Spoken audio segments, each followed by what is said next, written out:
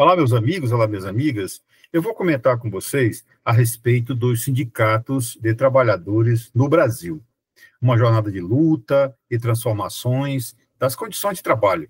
Mais de 100 anos de história sindical moldam os direitos trabalhistas no Brasil. Este movimento transformou profundamente as relações entre trabalhadores e empregadores. Uma jornada repleta de conquistas, desafios e adaptações que continua relevante até hoje. Muito bem, as origens dos sindicatos, elas vêm do século XIX, com o surgimento das primeiras organizações de trabalhadores urbanos no Brasil.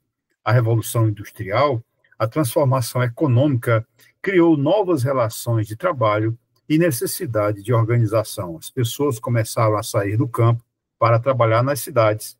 E as primeiras organizações no Brasil foram de São Paulo e do Rio de Janeiro, que se tornaram berços dos movimentos sindicais pioneiros no Brasil.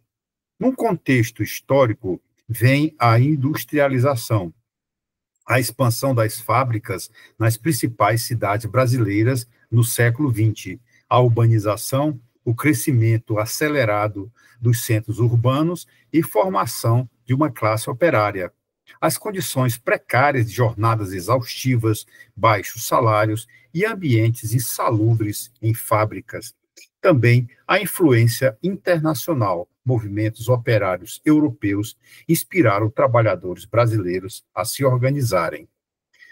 Os marcos legais são os seguintes: o Decreto 979 de 1903 foi o primeiro reconhecimento legal dos sindicatos na época rurais do Brasil. Foi um marco inicial na legislação sindical brasileira. Na era Vargas, teve a criação do Ministério do Trabalho em 1930, a institucionalização das relações de trabalho pelo Estado. E em 1943 veio a CLT, a consolidação das leis do trabalho, que estabeleceu uma estrutura jurídica e definiu direitos do funcionamento sindical. Foi uma grande conquista para os trabalhadores. A CLT continua vigente até hoje. Qual a função social dos sindicatos? Primeiramente, o de representação na defesa dos interesses coletivos dos trabalhadores perante empregadores e governo. A negociação coletiva é o diálogo para estabelecer as condições de trabalhos mais favoráveis para os empregados. É a melhoria contínua que busca por condições de trabalho cada vez mais dignas e justas, e a proteção do combate à exploração e na defesa contra práticas abusivas no ambiente laboral. Sobre a estrutura sindical brasileira, tem as confederações, que são entidades de nível nacional que coordenam as federações.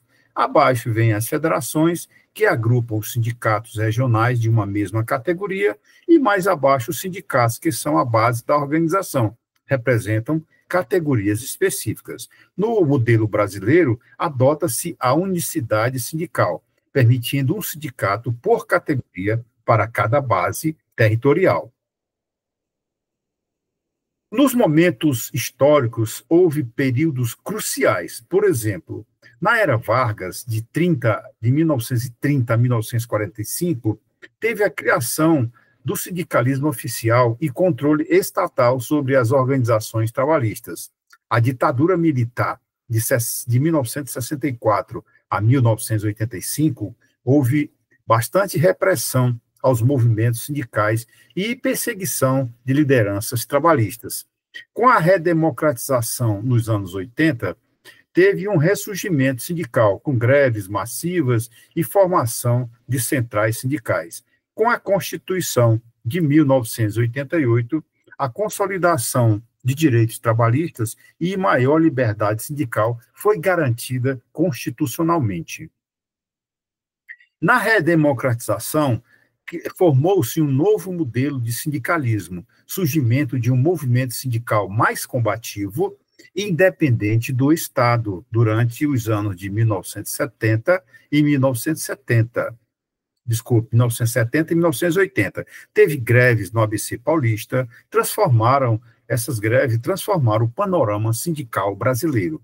as centrais sindicais, a criação da CUT em 1983 e a Força Sindical em 1991 foram representativas desse modelo e ampliação da categoria de mobilização e negociações nacionais. Não. A democratização do sindicalista tornaram-se atores fundamentais na transição democrática com a participação ativa no processo de elaboração, inclusive, da nova Carta Constitucional. E sobre as transformações econômicas, a globalização, a internacionalização econômica altera as dinâmicas de produção e das relações trabalhistas. As mudanças do mercado, terceirização, informalidade e flexibilização transformam o cenário laboral brasileiro. As adaptações sindicais, buscou-se para novas estratégias para representar trabalhadores em cenários econômicos inéditos, mudanças constantes vieram acontecendo, e isso tem que sempre haver uma adaptação. A automação, os avanços tecnológicos que substituíram postos de trabalho tradicionais e criaram novos desafios.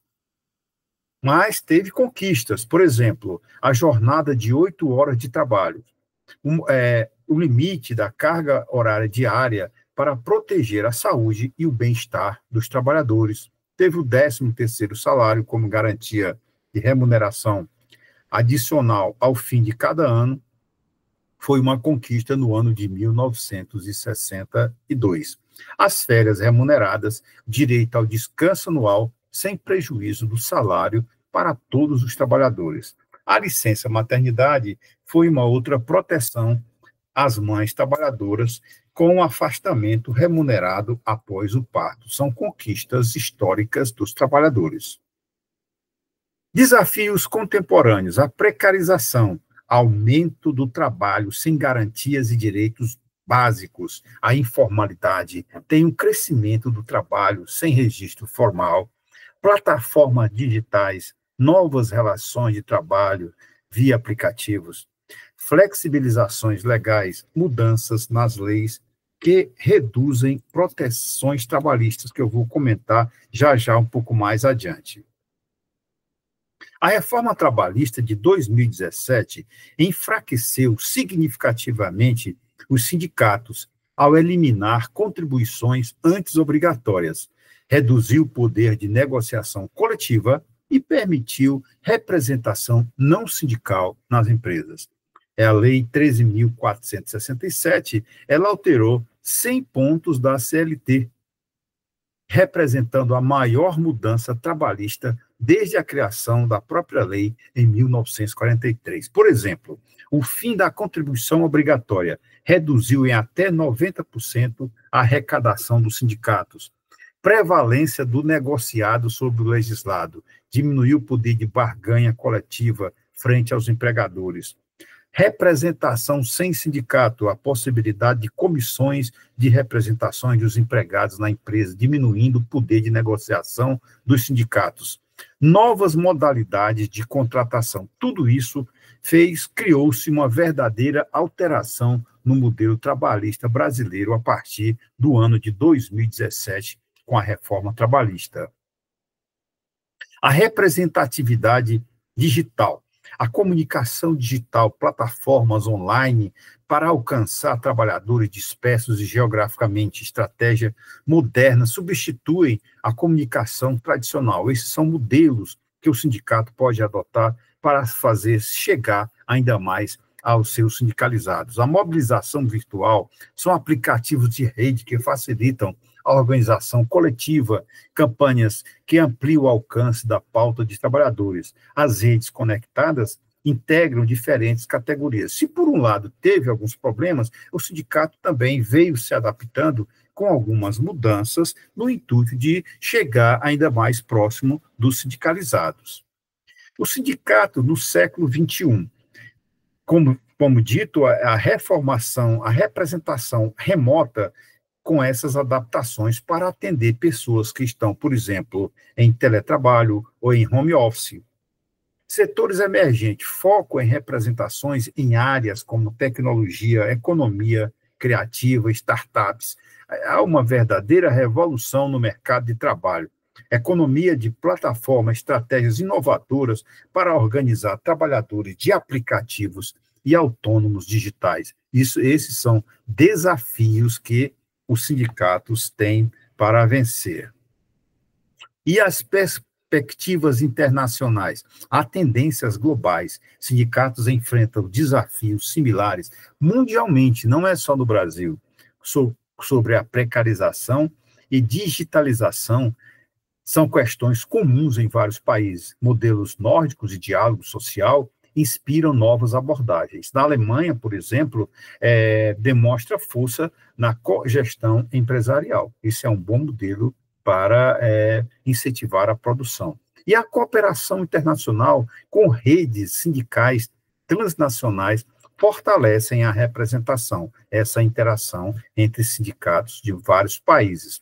Os acordos de marco internacionais estabelecem padrões e solidariedade sindical atravessa fronteiras. Os dados estatísticos. Cerca de 11,2% é a taxa de trabalhadores sindicalizados. Mais de 16 mil são as entidades sindicais no Brasil, e a queda da arrecadação estima-se que em torno de 30% após a reforma trabalhista de 2017. Quais seriam as inovações e estratégias futuras? Os sindicatos investem na formação técnica de novas lideranças, parcerias com universidades, institutos, para desenvolver novas formas de fazer chegar ao público, inovações, renovação de quadros com a modernização das estruturas e estratégias para enfrentar novos desafios do novo quadro, do novo modelo trabalhista. A educação e conscientização, uma formação política de qualidade, uma conscientização de direitos, uma juventude sindical ciente do meio ambiente, de todas as suas responsabilidades e a formação de boas lideranças que possam melhor amenizar esta velha briga do capital versus o trabalho. Os desafios e oportunidade. Para cada desafio tem a oportunidade. Por exemplo, para o desafio de recuperação econômica pós-pandemia, tem a oportunidade de defesa de políticas de proteção social. Para o desafio de automação com a inteligência artificial que elimina postos tradicionais, existe a qualificação para novas ocupações.